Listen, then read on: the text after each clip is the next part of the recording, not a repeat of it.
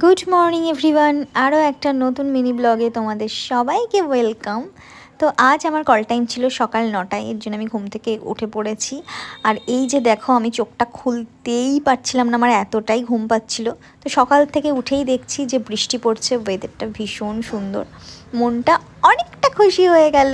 এরপর আমি ফ্রেশ হয়ে হালকা একটু ব্রেকফাস্ট করে বেরিয়ে পড়লাম শুটিংয়ে। এই যে দেখতেই পাচ্ছ, আমি স্টুডিওতে পৌঁছে গেছি।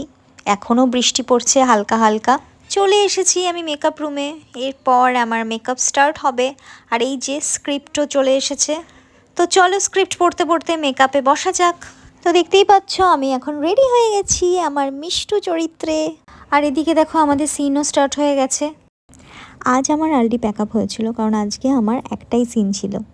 শুধু আমার নয়, দুষ্টুরও আজকে আর্লি প্যাকআপ হয়ে গেছিলো, তো এর জন্য আমরা আজকে চলে গেছিলাম শপিং করতে।